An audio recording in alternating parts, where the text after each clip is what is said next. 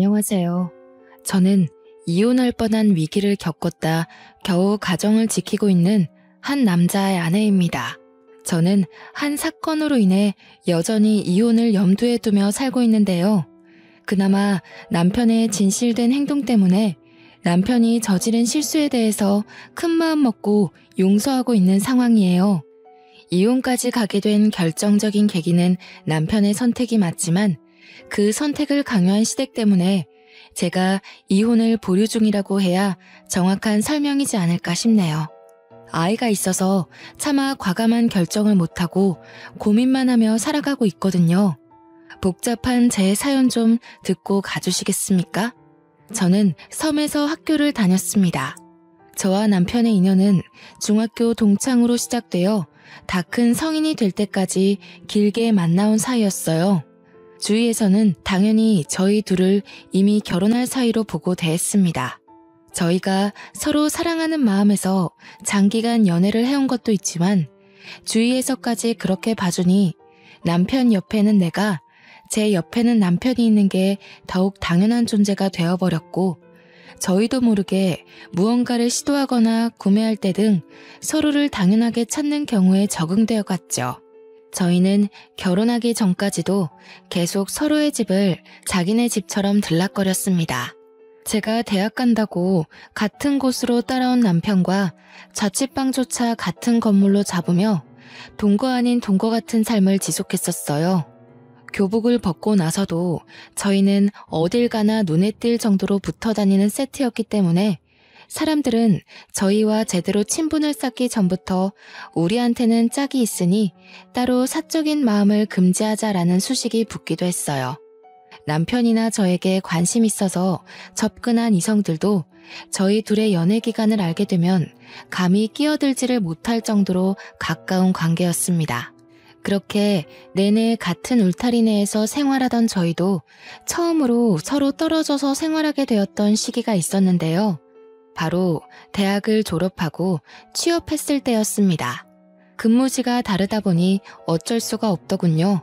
하루 6시간 이상 얼굴 안 보고 떨어져 있어 본 적은 처음이었습니다. 저와 남편이 대학 때 전공이 달랐는데 그래도 본 건물은 같아서 팔 뻗으면 닿을 곳에 있었거든요. 그때는 딱히 전공이 다르다는 것도 못 느꼈을 정도로 중고등학교 때랑 크게 다른 생활은 없었어요. 그러나 근무지는 저희가 여태 지내왔던 것에 비해 거리가 좀 있었는데 자차로 20분 걸리는 정도의 거리였습니다. 잠깐 점심시간에 만나는 것도 애매한 시간이라 퇴근해야만 만날 수 있는 사정이 되어버린 거죠. 그렇다 하더라도 저희 둘은 따로 불안감이란 게 없었습니다. 저희는 예전부터 서로에 대한 신뢰가 높았고 또 퇴근하면 남편이 꼬박 저를 데리러 왔으니까요. 저희는 서로 직장을 다닌 지 3년 정도 만에 결혼을 준비하게 되었어요.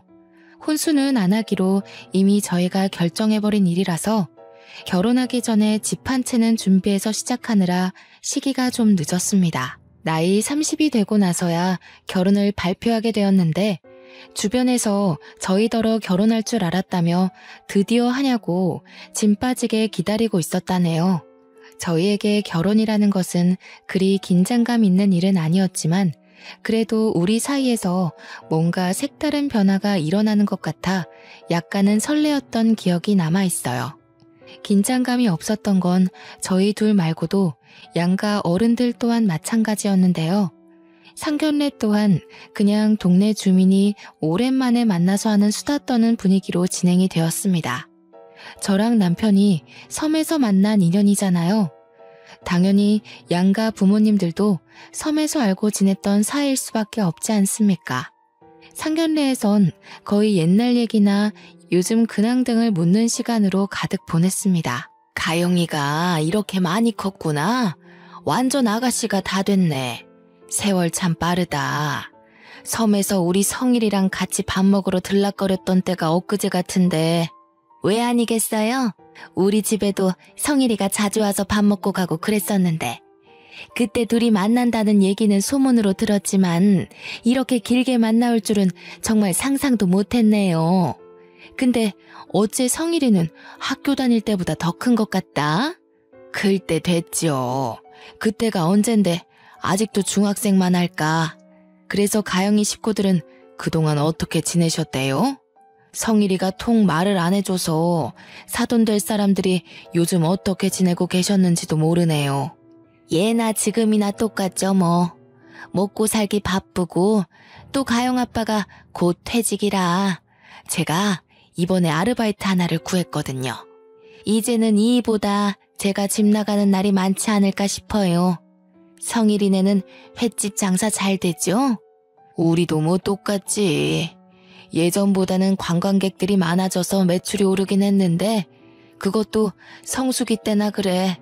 이제 성수기도 다 갔고 그냥 뭐 문만 열어놓고 있어. 상견례 치고는 꽤 아수라장 시장통 같은 대화였던 걸로 기억합니다.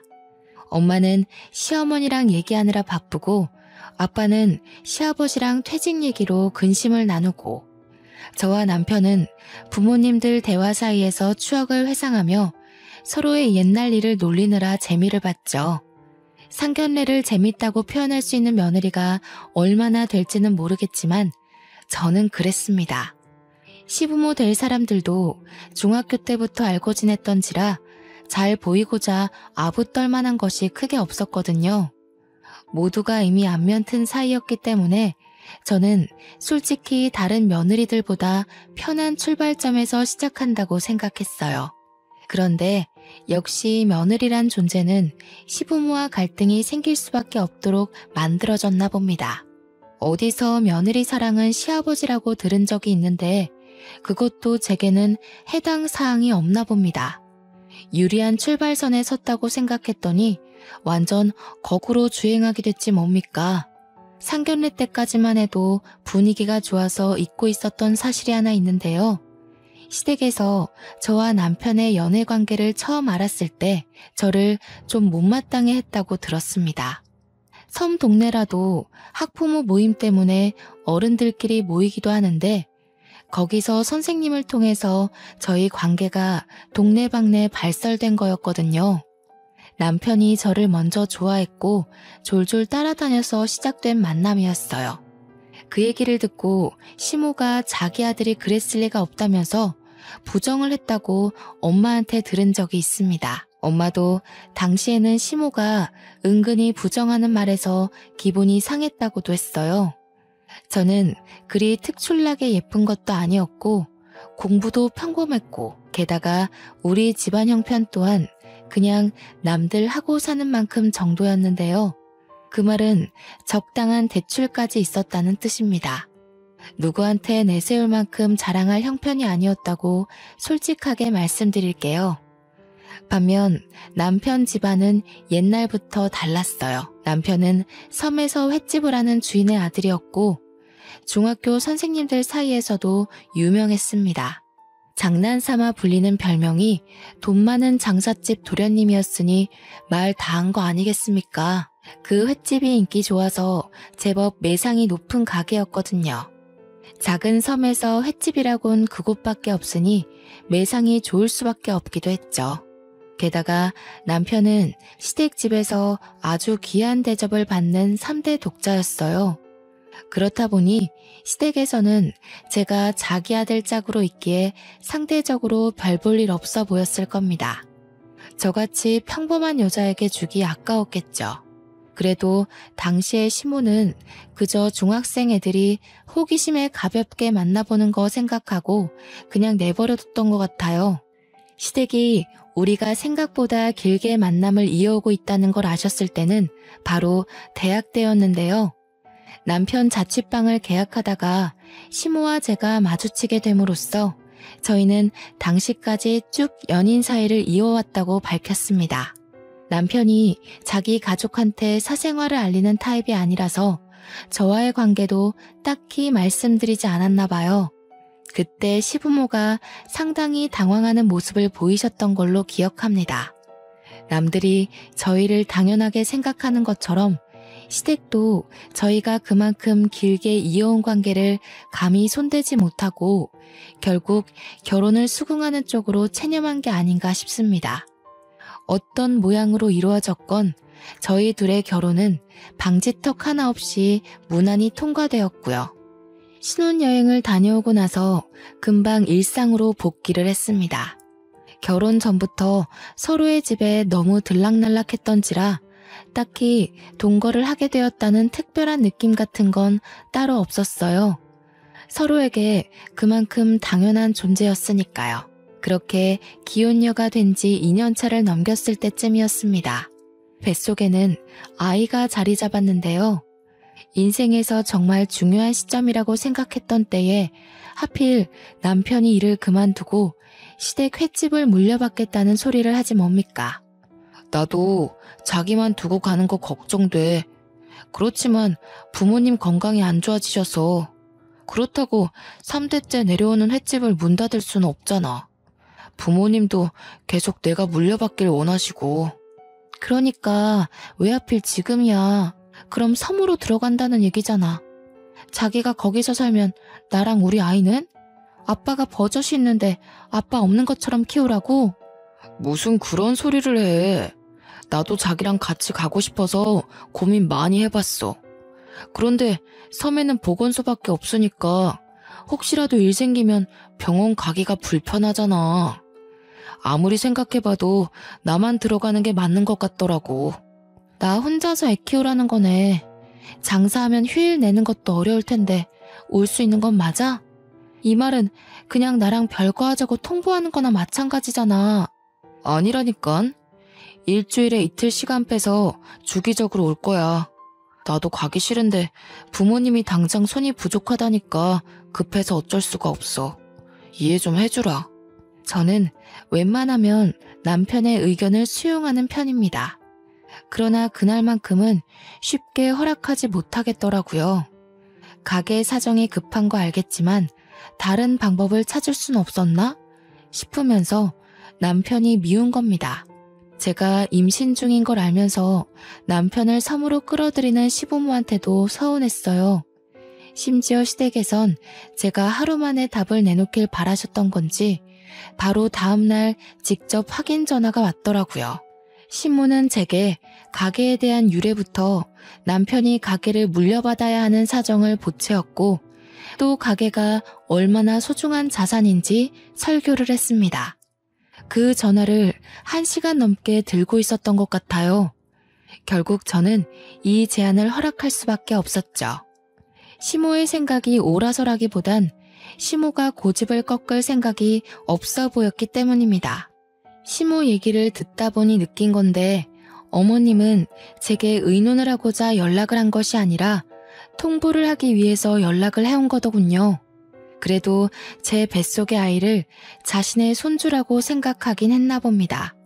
남편이 섬으로 들어가는 대신 기간은 제가 출산을 하고 나서로 합의 봐줬어요.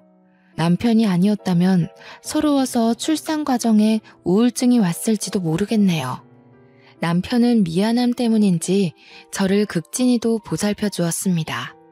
원래도 배려가 많은 사람이긴 했다만 떠나기 전까지 유난히 제게 맞춰주고 어르고 달래주었죠. 덕분에 제법 안정된 마음으로 무사히 출산을 할 수 있게 되었습니다. 그리고 남편은 떠나버렸어요. 미혼일 때는 다른 근무지에서 일하더라도 하루 한 번 꼭 만났던 사이였는데 이렇게 장기간 떨어져 있어 보는 건 또 처음이었습니다. 결혼하고 부부가 된 그 당시 저는 남편과의 관계에 대해 큰 공허함을 느꼈어요. 생활비는 남편이 꼬박 보내줘서 제가 육아휴직 들어갔더라도 경제 부분에선 문제되는 게 없었습니다. 그래도 남편이 하루에 한 번은 꼭 영상통화를 걸어줬어요. 시모 말대로 장사가 제법 바쁜가 보더라고요. 아이를 보는 남편의 얼굴이 갈수록 수척해지는 듯 했습니다. 많이 힘들어? 자기 갈수록 얼굴이 안 좋아지는 것 같아.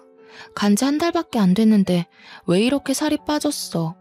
밥은 제대로 챙겨 먹고 있는 거야? 그럼 잘 챙겨 먹고 있어. 바빠서 그렇지 뭐. 그래도 우리 보물이 보니까 힘이 난다. 보물아, 아빠가 돈 많이 벌어서 좋은 거 많이 해줄게. 건강하게만 자라줘. 보물이는 제 아이의 태명입니다. 첫 임신 소식을 들었을 때 남편이 보물을 얻은 기분이라고 해서 짓게 된 태명이었죠. 멀리 떨어져 있더라도 남편의 노력 덕분에 저는 적적한 마음과 우울감을 견딜 수 있었는데요. 그래서 남편이 자리를 잡기만 한다면 다시 저희 가정이 제가 꿈꿔왔던 가족의 모습으로 이어질 거라고 봤어요. 허나 뜻밖인 곳에서 문제가 되기 시작했는데요. 바로 남편의 방문 빈도였습니다. 한 1년까지는 남편이 약속했던 대로 꼬박꼬박 집에 왔거든요. 그러나 아이가 2발로 걷기 시작할 무렵부터는 다음 주에 갈게. 미안해. 장사가 너무 바빠서. 지금 성수기잖아. 이 같은 소리를 꼭 입버릇처럼 하며 집에 오는 발길이 점점 줄어들었죠. 작년에는 성수기 없었어? 작년이랑 올해랑 당신 태도가 너무 다르잖아. 나 서운해지려고 그래. 당신 바빠서 재촉하고 싶지 않은데 애한테는 지금 되게 중요한 시기야. 의사도 부모랑 상호 신뢰관계가 중요하다고 그랬어. 정말 미안해.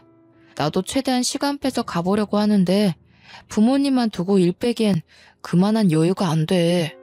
자기가 이해 좀 해줘. 우리 태욱이 키우려면 돈 많이 모아야 되니까. 벌써 2달째야. 이러다 얼굴 까먹겠네. 태욱이가 아빠 있는지도 모르고 크겠어. 다음 주에는 꼭 오는 거지? 나 저녁거리 사놓고 기다린다. 오, 알겠어. 다음 주에는 꼭 가. 미안해. 내가 내일 또 연락할게. 바빠서 끊어야겠다. 엄마가 또 부르네. 그렇게 다음 주가 되었으나 남편은 오지 않았습니다. 2-3번은 바빠서 그렇다고 100번 양보해줄 수 있었지만 당시에는 3달째 넘어가는 날짜였어요. 더 이상은 바빠서라는 이유만으로 눈 감아주는 게 어렵더라고요. 예전까지만 해도 해명으로 들리던 남편의 말이 이젠 거짓말로 의심까지 되었습니다. 이대로 있다간 제가 의부증이라도 걸릴 것 같아서 저는 결국 섬에 한번 찾아가 보기로 큰 결심 먹었죠. 아이를 안고서 배를 타고 1시간이나 걸리는 섬으로 들어갔습니다. 근 20년 만에 오는 고향이었어요. 남편 횟집은 바닷가를 끼고 있는 위치에 있는데요. 섬이 제주도처럼 큰 게 아니다 보니까 선착장에 내리면 저 멀리 남편의 횟집이 바로 보이거든요. 그런데 저는 그곳을 보고서 제 눈을 여러 번 의심했지 뭡니까. 횟집까지 가까이 다가가는 내내 온갖 생각이 머릿속에서 휘몰아쳤지만 그래도 남편을 믿고자 직접 2눈으로 목격하기 전까진 오해를 하지 않으려고 했어요. 그러나 제가 가게 앞에 도착했을 때 저는 그동안의 남편 행실에 대해 전부 의심을 하게 되었어요.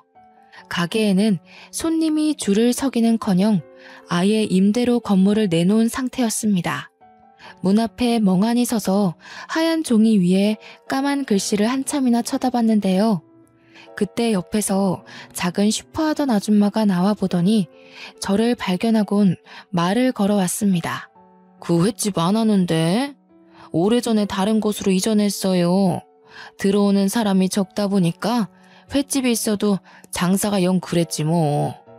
저기 한참 위쪽으로 올라간다고 그랬던 것 같은데. 슈퍼 아줌마는 제가 중학교 때 빵 사 먹으러 자주 들리면서 봤던 주인 아줌마였어요. 여태 일을 하고 계셨는지 몰랐는데 워낙 여전하셔서 간만에 봐도 알아보겠더라고요. 아줌마는 저를 바로 못 알아보다가 제가 이름을 말해주며 아는 척하니까 뒤늦게 알아채더군요. 섬 동네가 작아서 당시 학부모님들이 아닌 웬만한 어른들까지도 저와 남편의 관계를 알고 있었어요. 결혼했다는 것도 당연히 소문 듣고 알았을 겁니다. 그때는 시부모가 섬에서 장사를 하고 계셨기 때문에 섬 드릴 청첩장을 시댁 쪽에서 전부 돌리기로 했거든요. 아이고, 가영이 네가 애를 낳았구나. 어머나 세상에 예쁘기도 하지. 한번 안아봐도 되겠니? 어쩜 이렇게 토실토실 예쁘게도 생겼나 몰라. 저도 아줌마가 반가웠던지라 흔쾌히 아이를 넘겼고 잠깐 제 사정을 뒤로 한 채 한참이나 아줌마의 근황을 여쭙고 대화를 나눴습니다. 그러다 자연스레 물꼬를 터서 다시 횟집 이야기까지 돌아오게 되었는데요. 저는 그 기회를 틈타 횟집 사정을 제대로 묻게 되었죠. 성일이 집 가게 안 한 지 많이 오래됐어요? 제가 들은 얘기가 없어요. 어머님한테 듣기로는 이 섬에 관광객이 더 늘었다고 하던데요. 제가 묻고자 하는 의도는 다른 부분이었는데 정작 아줌마는 엉뚱한 곳에서 고개를 기울지 뭡니까? 제 질문에 어리둥절해하면서 지금 성일이 엄마를 두고 어머님이라고 한 거냐고 묻는 거 아니겠어요? 잠깐만, 설마 이 아이가 저 횟집 핏줄이니? 성일이랑 너 계속 만나고 있었던 거야? 고등학교 나가면서 헤어진 줄 알았는데 아니었어? 네? 그럴 리가요. 저랑 성일이 결혼했잖아요. 소식 못 들으셨어요? 어머님 쪽 통해서 청첩장 전해드린 걸로 아는데요. 어머님 말로는 주민들 모두 육지까지 나오는 게 번거로워서 결혼식 참석은 못 하셨다고 들었어요. 뭐라고? 청첩장은 무슨, 휴지 조각 한 장도 본 적이 없다. 저 횟집 아줌의 말로는 니들 둘 이 섬 나가면서부터 진작 갈라섰다고 들었어. 다들 그냥 그러려니 했지. 조그만 애들 둘이 연애했다가 깨지는 게 뭐 대수는 아니니까. 당최 이게 무슨 말인가 싶었어요. 저와 남편이 섬을 나간 건 아줌마 말대로 고등학교 입학을 하면서부터였습니다. 이 섬에는 고등학교가 없기 때문이었죠. 물론 다들 저와 남편이 내내 연애를 해왔다는 거 모를 수도 있는 부분입니다. 그러나 결혼을 한 것까지 몰랐다는 건 제 기준으로 이해가 안 되었어요.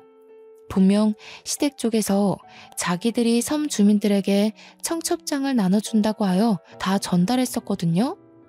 그런데 저희가 결혼했다는 사실을 아무도 모르고 있다뇨.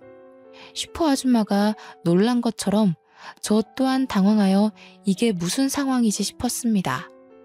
제가 아무 말도 못하고 있자 아줌마가 덧붙이는 말이 있었는데요. 이제서야 기억이 나네. 맞아.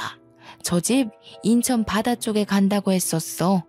그게 한 2년 됐나? 그때 이전하는 이유가 성일이 결혼 때문이라고 그랬거든. 성일이랑 만나는 여자가 인천 쪽에 산다고 해서 간다고 그러더라. 결혼이요? 인천 사는 여자랑 결혼할 거라 그랬다고요? 저희 어머님이 직접 그러시던가요? 혹시 성일이도 이 부분에 대해서 알고 있어요? 제가 전혀 몰랐던 표정이라 아줌마도 말하는 내내 눈치를 보기 시작했어요. 아줌마는 다른 건 자세히 모른다며 자기도 그나마 옆집이라 슬쩍 물어봐서 대충 들었다고만 했습니다.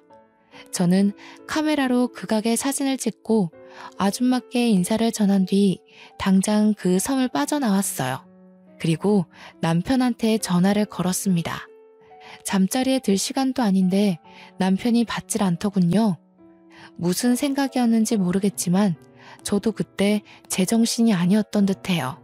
무작정 섬을 나오고 나서 바로 인천 가는 버스를 탔는데 아이 생각을 못하는 바람에 중간에 내려서 아이 먹을 식품을 구매하고 다시 버스를 탔던 기억이 납니다. 그리고 저는 계속해서 전화를 안 받는 남편한테 문자를 남겼습니다. 나 인천이라고. 그랬더니 남편한테서 한 30분 뒤에 전화가 오는 거 아니겠습니까? 너무 서글픈 거 있죠? 내내 연락 안 되던 사람이 그 문자 하나로 이렇게 전화가 오는 거면 제가 의심하고 있는 모든 것이 들어맞는 꼴이잖아요. 인천이라니? 장난치는 건 아닐 테고. 아무런 연고도 없는데 뜬금없이 거긴 왜 갔어? 태우기는? 설마 이 늦은 시간에 태우기까지 데리고 간 건 아니지? 맞아. 태우기랑 같이 왔어. 아무런 연고가 없기는. 나 여기 당신 보러 왔는데? 당신이 너무 바빠서 나한테 가게 이전했다는 말도 안 한 것 같길래 직접 찾아왔어. 옆에 어머님 아버님도 계시지? 무슨 소리야. 나를 찾는다면서 왜 인천으로 가? 이상한 소리 말고 얼른 집에 가. 그러다 태욱이 감기라도 걸리면 어떡해. 당신은 정말 끝까지 나한테 말해줄 생각이 없었구나. 내가 이렇게까지 하면 솔직하게 말해줄 거라고 생각했는데 결국 비참한 꼴을 밝혀야 되겠어? 저는 남편에게 섬에서 임대로 내놓은 가게 사진을 전송했습니다. 남편이 당황했는지 당장 수화기 너머로 돌아오는 답변이 없었어요. 몇 분을 정적이 오간 후 남편이 제 위치를 묻더니 당장 차를 끌고 터미널로 데리러 오더군요. 남편이 정말로 인천에서 나타나자 저는 2번의 절망을 하고 말았습니다. 결혼할 여자가 인천 사람이라 인천으로 가게를 이전했다는 그 말, 정말 그 슈퍼 아줌마가 해준 말이 진실이라는 거잖아요. 제게 허겁지겁 뛰어오는 남편을 보자마자 저는 싸대기를 날려버렸습니다. 네가 어떻게 이럴 수가 있어? 너는 안 그럴 줄 알았어. 20년을 만났는데 내가 아는 너는 다른 남자랑 다를 줄 알았다고. 결국 너도 바람이었니? 언제부터였어? 어머님이 내가 마음에 안 드니까 기어코 새 며느리라도 들이신 거야? 아니 가영아, 내 말 좀 들어봐. 오해야. 네가 어디서 뭘 들었는지 모르겠는데 다 오해야. 내가 설명할 테니까 우선 차에 타자. 너 추워서 얼굴도 빨개졌네. 태우기도 이러다 감기 걸려. 가증스러워. 오해는 무슨 오해? 네가 인천에 있으면서도 나한테 입 번긋 안 한 것 자체부터가 다 진실이잖아. 내가 어디까지 확인해야 모든 걸 말해줄래? 정말 갈 때까지 가보자는 거야? 가영아, 네가 오해할 만하다는 거 알아. 그렇지만 정말 오해가 맞아. 일단 여기서 이러지 말고 추우니까 방부터 잡자. 네가 묻는 거 하나도 빠짐없이 다 말해줄게. 이혼해. 너랑 만나온 기간이 아깝다고, 내 아이 아빠 없는 자식으로 클지 모른다고 해서 지옥이 불보듯 뻔한 이 길을 가고 싶지 않아. 나 벌써부터 지치거든? 그만 조용히 갈라서자. 뭐라고? 무슨 이혼이야. 우리가 왜 이혼을 해? 네가 생각하는 그런 거 아니라니까. 그래, 네가 내 말 들을 준비가 안 된 것 같으니까 그냥 보여줄게. 갈 때까지 가야만 네 소가리가 풀린다면 내가 그렇게 해줄 테니까 가게 가보자. 남편은 오히려 적반하장으로 나왔습니다. 아니긴 뭐가 아니라는 건지 왜 저보다 더 억울해하는지 모르겠네요. 그러면서 남편은 여기서 그만하고 갈라서기엔 억울해 미치겠으니 제가 납득할 수 있도록 다 보여주겠다는 겁니다. 그때만 해도 저는 남편에게 서운한 감정밖에 없었습니다. 이미 들통나버린 거 차라리 무릎 꿇고 싹싹 빌기라도 할 것이지, 끝까지 변명만 하는 모습에 정말 실망하고 말았죠. 갈 때까지 가보자는 남편의 완강한 의사 표현 때문에 저도 인천까지 온 김에 시부모의 뻔뻔한 해명이라도 들어봐야겠다고 생각했어요. 그렇게 고민하다가 결국 저는 남편을 따라 인천 바다 쪽으로 향했죠. 그곳엔 정말 시댁에서 운영 중인 횟집이 있었고 입구 앞까지 다가가자 입구 쪽 카운터에 웬 배부른 여자 하나가 있었습니다. 그 여자는 카운터에서 계산을 도맡고 있었어요. 그 순간 든 생각이 뭔 줄 아세요? 저 여자 뱃속의 아이가 제 남편과 관련이 있을 것만 같더라고요. 뻔한 현실을 마주하기가 덜컥 두려웠던 저는 더 들어가지 못하고 품에 안은 아기만 꼭 안으며 멈춰섰습니다. 그랬더니 남편이 제 아들을 대신 안아주면서 저를 붙잡고 다시 가게 안으로 인도를 해주었죠. 시모는 제가 손님인 줄 알고 인사를 하다가도 저인 걸 확인하자마자 들고 있던 물병 쟁반을 놓쳤어요. 몇 없는 손님들이 놀라서 시선이 집중되더군요. 가영이 네가 여기로 어떻게... 성일이 이 자식이 네가 기어코 며느리를 끌고 온 거냐? 엄마가 상황 정리될 때까지 기다리라고 했지? 어머님, 저를 앞에 두고도 그런 말씀을 하시는 거세요? 어머님께서 어떻게 이러실 수가 있어요. 제가 그렇게 마음에 안 드셨으면 진작에 이 결혼 반대하셨어야죠. 조용히 못해? 어디 남의 장사집에 와서 행패니? 남들 보기에 불성사납다. 장사 끝나고 얘기하게 저기 뒷방에 들어가 있어라.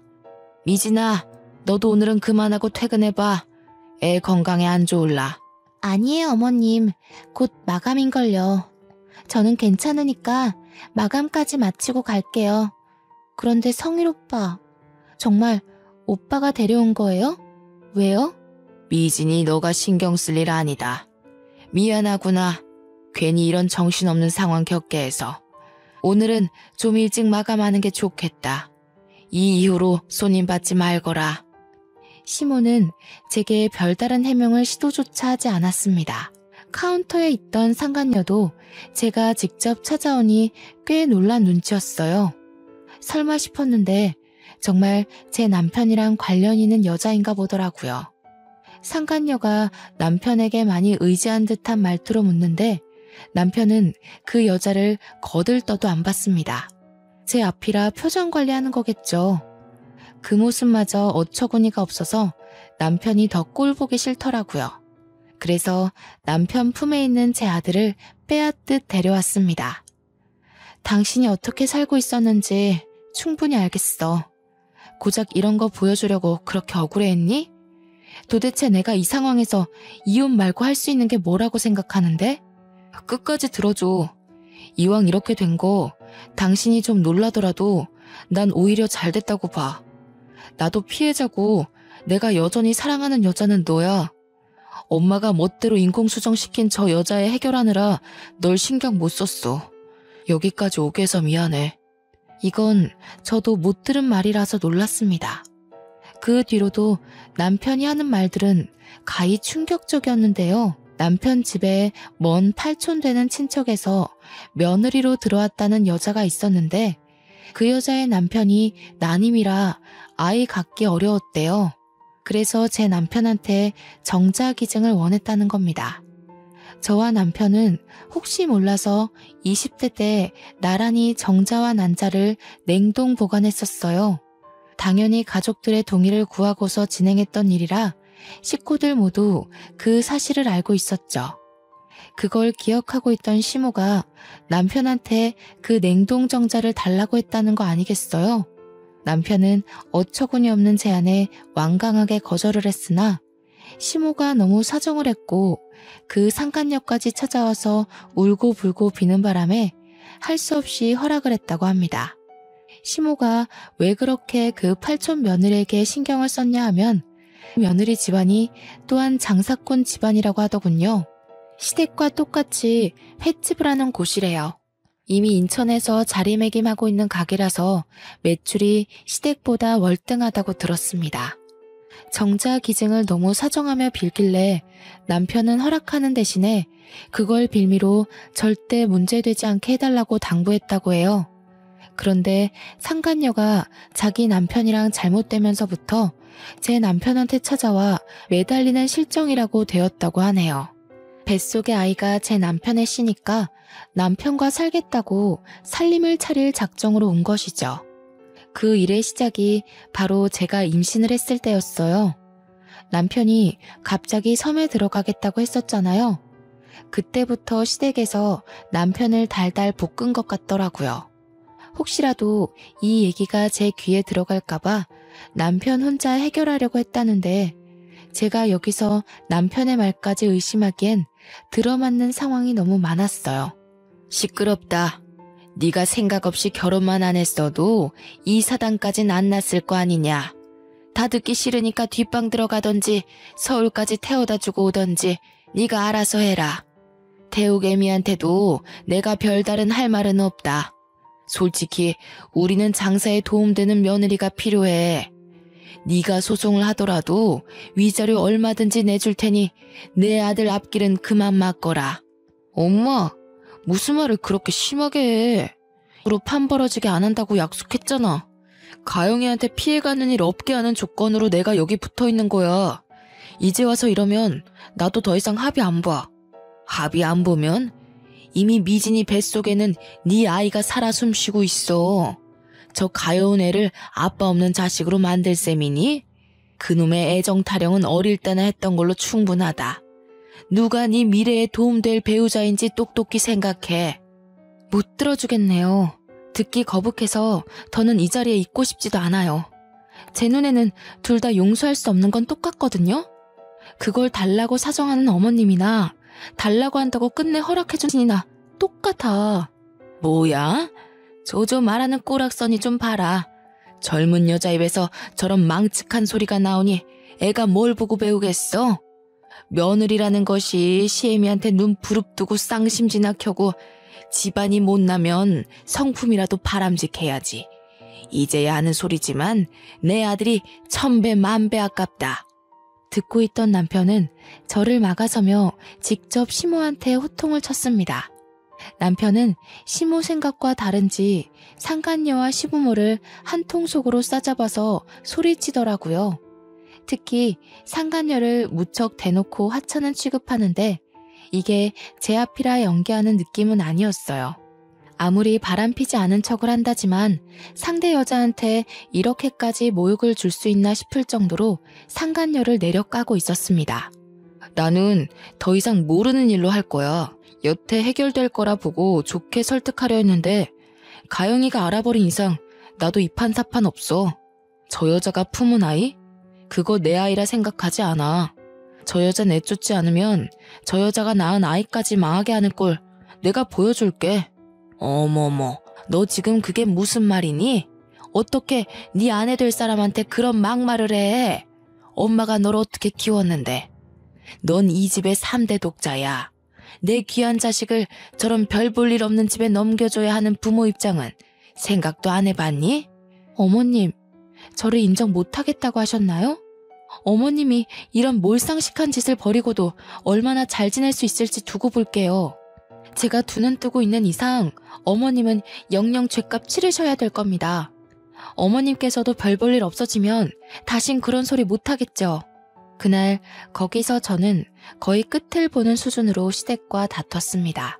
이미 남편과의 이혼을 마음먹었고 다시는 시댁이 저와 제 친정을 무시하지 못하도록 단단히 망가뜨려버리겠다고 복수심을 키웠어요. 시모가 저를 버릇없다고 나무라던 와중에 눈치 없이 끼어든 상간녀는 갑자기 자기 배를 잡고 쓰러지는 거 아니겠습니까? 그 계산적인 행동에 시모랑 주방에 있던 시부까지 상간녀한테 달려들어 119를 부르고 난리가 났습니다. 그 난장판인 와중에 상간녀와 눈이 마주쳤는데 그 순간 상간녀가 저를 쏘아보던 눈을 아직도 잊을 수가 없어요. 제가 본 눈빛 중 가장 표독스러운 시선이었거든요. 상간녀가 기가 막힌 연기를 하며 실려갈 때까지도 남편은 제 옆에서 꼼짝도 안 하고 있었는데요. 그저 우리 아들이 오니까 달래주기만 할 뿐이었습니다. 오히려 제가 남편의 눈치를 좀 봤었네요. 성일아, 뭐하니? 네가 보호자로서 같이 가줘야 될 거 아니야. 미진이 죽는다. 얼른 뛰어오지 못해? 그 여자 그러는 거 한두 번이야. 그리고 데려온 사람이 보호자여야지 누굴 떠밀어. 나는 가영이 데리고 서울 갈 테니까 다신 그 여자 일에 나 끼워 넣지 마. 그 여자랑 혼인관계도 아니고 가영이가 소송한다면 흔쾌히 도울 거야. 엄마 아빠가 저지른 일 나한테 떠넘기지 말고 알아서들 처리해. 듣고 보니 남편이 제게 억울하다고 했던 그 마음이 진심이더군요. 상간녀를 따라 병원을 간 사람은 결국 시모였고 손님 때문에 자리를 뜨지 못한 시부만이 다시 가게 안으로 들어왔습니다. 그런데 화가 난 채로 들어온 시부가 다짜고짜 남편의 싸다구를 때리는 게 아닙니까? 무책임한 놈. 내가 널 이렇게 키운 거니까 천벌을 받아 마땅하지. 어차피 천벌 같은 거 훈육이라 생각하고 몇 대 더 맞아라. 손님들도 와서 시부를 말릴 정도로 시부는 남편에게 손찌검을 서슴지 않았습니다. 저는 안고 있던 아이를 내려놓고 급하게 남편을 막아섰죠.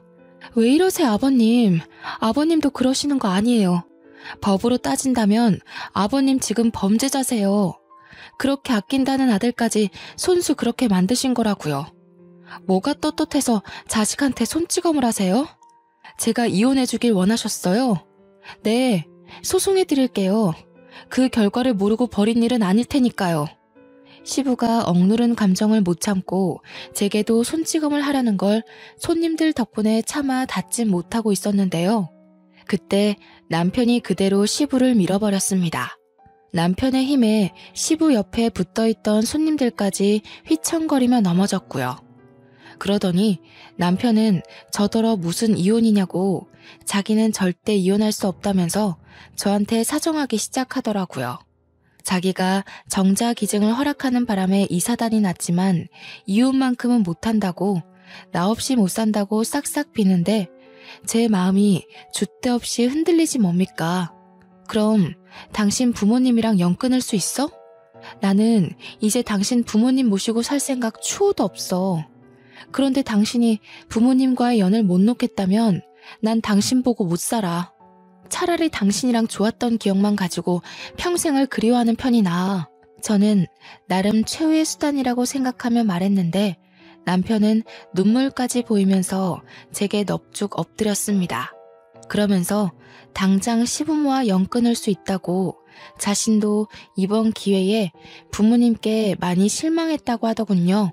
남편이 3대 독자이기 때문에 집에서 굉장히 중요한 존재인데 남편의 그런 발언은 듣고 있던 시부의 분노를 다시 돋우기에 충분했습니다. 제정신이냐? 고작 저런 여자 때문에 감히 천륜을 끊으려고 해? 해도 될 소리가 있고 안 될 소리가 있는 거야. 어디서 정신 빼고 그런 소리를 해? 나도 내 주체적으로 살 거야. 아빠 엄마 놀이개짓 하는 건 결혼 전까지만 해도 충분했어. 아빠가 아빠 가정 지키는 것처럼 나도 내 가정 지켜야 하는 가장으로서 경고하는 거야. 다시는 말도 안 되는 일 꾸며서 내 가족 괴롭히지 마. 이젠 부모라도 가만 안 있어. 남편은 그대로 저와 아들을 데리고 가게를 빠져나왔습니다. 이젠 시부가 제게도 욕을 서슴지 않고 발설했는데요. 가게 앞에 화분을 발로 차 넘어뜨리면서 그 욕은 다시 남편에게로 향했습니다. 그렇게 시댁과의 인연은 정말 끊어졌어요. 그날 이후로 본 적이 없습니다. 남편과 집으로 돌아가서 소송 준비를 같이 했는데 저는 솔직히 그때까지도 남편을 향한 의심을 놓지 못했습니다. 다른 여자 품에 남편의 씨가 있는 걸 두 눈으로 똑똑히 봤기에 남편이 현재 제 곁에 있다고 하더라도 안심이 안 되더라고요. 제가 이혼을 계속 염두에 두고 있다는 걸 남편도 알고 있었습니다. 그래서 남편은 하루에 한 번씩 자기 전 제게 사죄를 해요. 또 남편은 정말 시댁과 연을 끊었는데요. 시댁이 찾아올 수 없도록 이사까지 준비를 하더군요. 그러면서 자신의 실수가 맞다고 매일같이 자책하며 반성하는 태도를 보이고 있어요. 그렇기 때문에 현재까지 더는 의심 사는 행동을 하진 않습니다.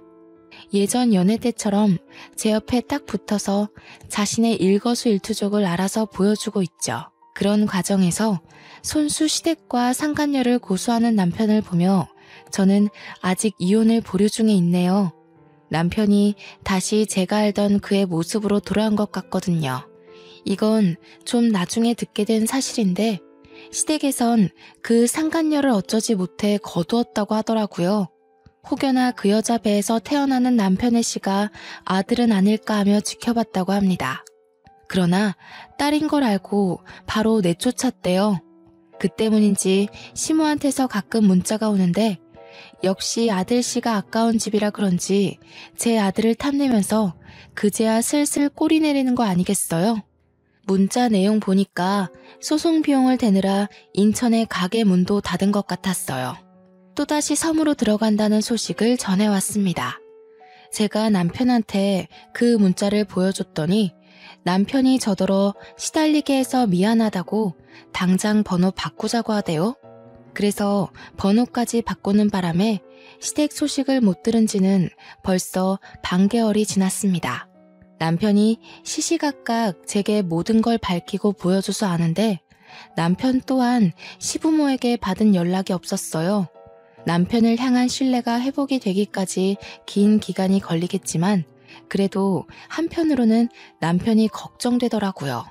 천륜인데 그리 쉽게 끊어버려서 남모르게 소가리를 하고 있는 건 아닌가 하고요. 물어봐도 남편은 내내 괜찮다고만 합니다. 물론 저라고 다시 시부모를 모시고 싶은 생각은 없습니다. 여전히 시부모가 꾸민 짓이 가슴 한가운데 박혀 있으니까요. 그런데 남편 때문에 갈수록 고민이 되네요. 낳아주신 부모님이 훗날 죽었는지 살았는지도 모르게 이리 지내도록 내버려 두는 것이 과연 옳은 일일까요? 행여나 제가 시부모와 같은 천벌 받을 짓을 하고 있는지도 모르겠어요. 아마 시부모 쪽에서는 남편과 연이 끊긴 것만으로도 지옥 속에서 살고 계실 겁니다. 그 기간을 얼마나 두고 보게 될지는 모르겠지만 남편 하는 걸 봐서 미래에 대해 계속 고민해 봐야 될 것 같네요. 그래서 현재는 이사 온 집에 적응하느라 과거 일에 대한 상처를 꽤나 빨리 회복 중에 있습니다. 남편은 여전히 제게 잘하고 있고 제 아들에게도 훌륭한 아빠 역할을 해내고 있어요. 횟집을 그만뒀기 때문에 다른 일을 알아봐야 하는데 남편이 하는 말이 집에서 보고 배운 비법으로 매장 하나를 차릴 계획이라고 하더군요. 사업 계획을 들어봤는데 젊은 세대 감성에 맞춘 초반 매장을 구상 중이었어요. 저더러 함께 부부 가게 한번 차려보자고 하네요. 아마 저도 휴직 중인 회사에 사표를 내고 남편과 함께 더 가까운 미래를 그려나갈지도 모르겠습니다. 언젠가는 남편과 시댁과의 관계에 대해서 좀 더 명확하게 정의 내릴 날이 오겠지만 그 전까지는 굳이 들춰서 서로한테 상처되지 않도록 외면하고 있을까 합니다. 저를 위해 과감한 선택을 한 남편한테도 정신적 지지를 많이 해줘야겠어요. 그때의 일이 정말 어쩔 수 없었다는 남편의 진심을 차차 이해해가고 있거든요. 다 남편의 한결같은 마음과 노력 때문이 아닌가 싶습니다. 제 사연은 이렇게 마무리가 됩니다. 들어보니 어떠셨나 궁금하네요. 살면서 이런 기괴한 일을 꾸미는 시모가 또 어딨나, 과연 있기나 할까 그것도 묻고 싶고요. 부디 이런 불행한 일은 저 하나로 족한 세상이었으면 좋겠습니다. 남의 불행을 사주하는 것이 얼마나 가슴 아픈지 겪어보니까 너무 별로더라고요. 다들 건강하고 웃음 많은 가정에서 지냈으면 싶어요. 그만 인사드려야겠네요. 제 사연 들어주셔서 감사합니다. 모두가 무탈한 한 해를 보낼 수 있도록 진심으로 기원합니다.